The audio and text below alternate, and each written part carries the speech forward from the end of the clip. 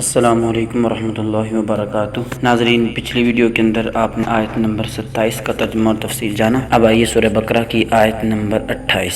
اعوذ باللہ من الشیطان الرجیم، بسم اللہ الرحمن الرحیم۔ کیف تکفرون باللہ وکنتم امواتا فاحیاکم ثم یمیتکم ثم یحییکم ثم الیہ ترجعون۔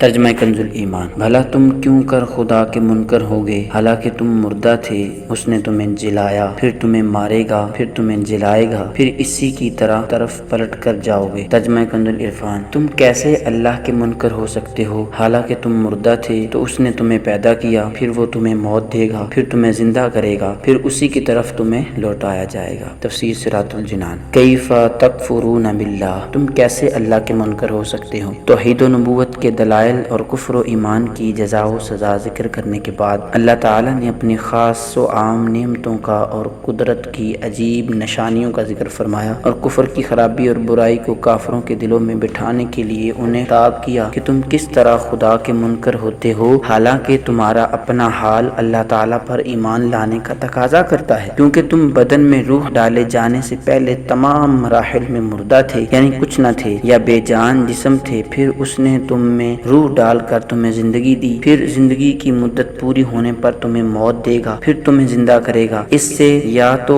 قبر کی زندگی مراد ہے یا سوال کے لیے ہوگی یا قیامت، تم حساب کتاب اور جزا کے لیے اس کی طرف لوٹائے جاؤ گے۔ تو اپنے اس حال کو جان کر تمہارا کفر کرنا نہایت عجیب ہے۔ اس آیت میں غور کریں تو ہم مسلمانوں کے لیے بھی نصیحت ہے کہ ہم بھی کچھ نہ تھے، لیکن اللہ تعالیٰ نے ہمیں زندگی عطا کی اور زندگی گزارنے کے لوازمات اور نعمتوں سے نوازا، تو اس کی عطاؤں سے فائدہ اٹھا کر اس کی یاد سے غافل ہونا اور ناشکری اور غفلت کی زندگی گزارنا کسی طرح ہماری شایان شان نہیں ہے۔ دعا ہے اللہ تبارک و تعالی ہم سب کو پڑھنے اور عمل کرنے کی توفیق عطا فرمائے۔ ناظرین، اس طرح کے اچھی سی ویڈیو ہمارے چینل پر بکثرت ہیں، ان سب کو دیکھیے، ہمارے چینل کو سبسکرائب کیجیے، ویڈیو کو لائک اور شیئر کیجیے۔ السلام علیکم ورحمۃ اللہ وبرکاتہ۔